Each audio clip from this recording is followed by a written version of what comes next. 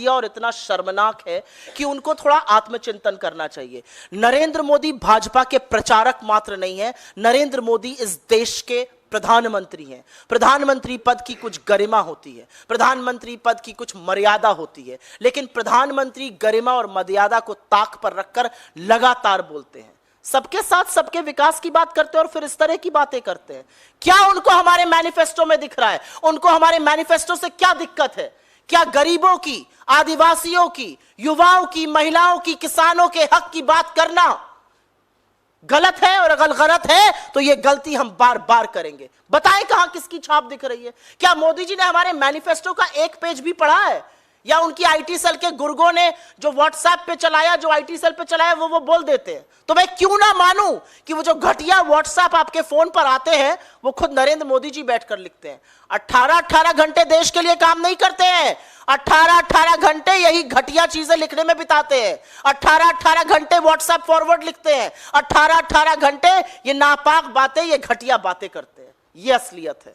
Ma'am, आप मुझे समझदार पत्रकार लगते हैं। सोशियो इकोनॉमिक सेंसस का क्या मतलब होता है? सामाजिक और आर्थिक सेंसस का क्या मतलब है? उसमें सिर्फ आदिवासी, दलित या पिछड़ों का आंकड़ा नहीं आएगा। उसमें मैंने अपने वक्तव्य में भी बोला था, शायद आप देर से आए या आपने नहीं सुन पाया, कि गरीब जनरल कास्ट के भी जो समाज के हाशिए पर आज हैं, जिनको कुछ ना कुछ सहायता मिलनी चाहिए, जिनको रिजर्वेशन थोड़ा बहुत मिलना चाहिए, हम बिल्कुल उनके हक की बात करते हैं। मेरे नेता एक बात कहते हैं और वो बात दोहराना जरूरी है। आपको पैर में चोट लग जाए, आप पर प्लास्टर लगेगा या बैंडेज लगेगा या कास्ट लगेगा, इसका निर्णय डॉक्टर खुद नहीं कर सकता है। इसका निर्णय तब होगा जब एक्सरे होगा। उस एक्सरे में पता चलेगा आपका लिगामेंट टेयर हुआ है, आपका हेयरलाइन फ्रैक्चर है, आपकी हड्डी टूटकर अलग हो गई और उस हिसाब से उसका इलाज होगा।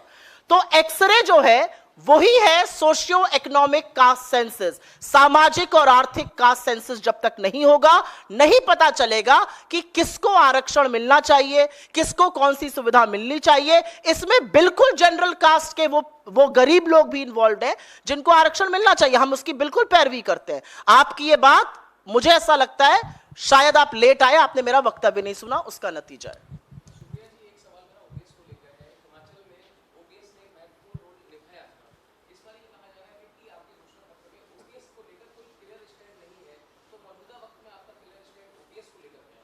आपका ये सवाल जिस दिन हमारा घोषणा पत्र जारी हुआ था, उस दिन घोषणा पत्र के जो चीफ आर्किटेक्ट हैं श्री चिदम्बरम जी से भी पूछा गया था और मुझे लगता है उन्होंने इसका बिल्कुल स्पष्ट जवाब दिया था। और उस जवाब में उन्होंने जो कहा था वो मैं दोहरा देती हूँ। उन्होंने कहा था, और ये बिल्कुल सच बात है, कि हिमाचल में, राजस्थान में और छत्तीसगढ़ में हमने ओल्ड पेंशन स्कीम लागू करी।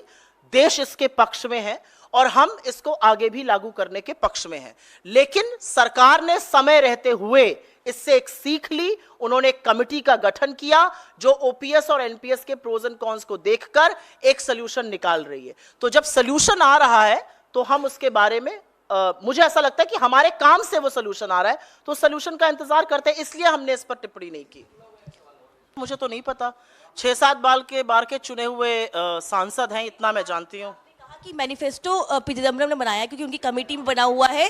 गौरव वल्लभ ने ये बोला है कि एक पीए जो है वो कांग्रेस का मैनिफेस्टो बनाता है। वो कायर लोग जो जंग के समय मैदान छोड़ के भाग खड़े होते हैं, वो विशुद्ध अवसरवादी लोग, उन पर मैं इस मंच पर से टिप्पणी नहीं करूंगी, लेकिन उनको आईना दिखाना जरूरी है और वो आईना मैं जरूर दिखाऊंगी। 2 महीने पहले तक जब बजट आया था तो मोदी जी की सारी बखिया वही उधेड़ रहे थे, उन्हीं को सब नजर आ रहा था। चैनल जंप कर करके अपने आप को स्टूडेंट ऑफ इकोनॉमिक्स जो घोषित करता है, वो मुझे ये बताए कि स्टूडेंट ऑफ इकोनॉमिक्स रहते हुए आपको इस देश में आर्थिक असमानता, बेरोजगारी, महंगाई नजर आ रही है कि नहीं नजर आ रही है? आपको 20% ये जनता 46 रुपए रोज पर गुजर बसर करती नजर आ रही है कि नहीं नजर आ रही है? इस तरह की बेहूदी वाहियात टिप्पणी करना उनकी असलियत बयां करता है, हमारी नहीं। और असलियत यह है कि कांग्रेस ने इस देश के हाशिए पर रह रहे लोगों को हमेशा साथ दिया है। और मैं जरूर यहां पर, क्योंकि बड़ी धर्म की भी बात करने लगे हैं वो, उस पर मैं जरूर बोलना चाहती हूं। साच बराबर ताप नहीं, झूठ बराबर पाप, जाके हृदय साच है ताके हृदय आप। यह है असलियत। झूठ बोलने वाले कभी भगवान के साथ नहीं खड़े हो सकते। वो विशुद्ध झूठे होते हैं, वो विशुद्ध अवसरवादी होते हैं, वो पहला मौका मिलने में बिलबिला के बाहर चले जाते हैं। ये असलियत है। और जो लोग ऐसा करते हैं उनको समाज किस दृष्टि से देखता है ये मुझसे बेहतर आप जानते हैं, मेरे मुंह से ज्यादा ना बुलवाइए।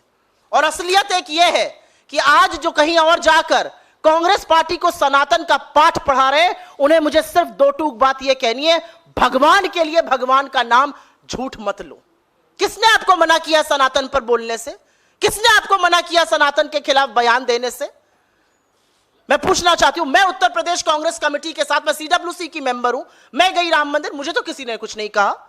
और एक ये सच है, मैं यूजुअली पर्सनल बातें करती नहीं हूं, यह सच है कि भगवान शिव के बारे में जितना मैंने राहुल जी से सीखा है उतना किसी और से नहीं सीखा है। यह भी एक सच है कि उत्तर प्रदेश में चुनाव प्रचार करते हुए जब मैंने प्रियंका जी को निर्जल व्रत रखते हुए देखा और मैंने पूछा आप ये क्यों करती हैं, क्या है, उन्होंने बताया वो 8 साल की उम्र से नवरात्र का व्रत करती है। हमें चाहिए इंसर्ट सर्टिफिकेट सनातन पर। क्या है सनातन? सनातन यह है कि बिलबिला के भाग जाओ और फिर अनर्गल झूठ बोलने लगो। शर्म आनी चाहिए ऐसे लोगों को। दूसरों पर टीका टिप्पणी करना, आपकी क्या हैसियत है, मैं ये जानना चाहती हूं। हाँ, आपको पार्टी ने 2-2 राज्यों से चुनाव लड़ाया, लाखों करोड़ों कार्यकर्ता होते हैं, एड़ियां घिसते रहते हैं, नहीं मिलता है टिकट। आपको 2-2 जगह से चुनाव लड़ाया और आप इस तरह की अनर्गल बातें करेंगे? As a student of economics थोड़ा आत्मचिंतन करिए और देखिए देश 10 साल में किस कगार पे पहुंच गया है, जो खुद आप भी कहते थे। मैं मणिपुर पे पूछ लूं? जी हाँ, पूछिए। मैं मणिपुर में पहले दूसरे चरण में जो है चुनाव है और वहाँ के अगर मतदाताओं से अगर बात करें, वहाँ कुछ लोगों ने, वहाँ के लोगों ने मीडिया से बात करते हुए कहा कि हमारे लिए चुनाव का कोई मतलब नहीं है, चुनाव का अधिकार जरूरी, लेकिन हमारे लिए पहले जीवन का अधिकार जरूरी है।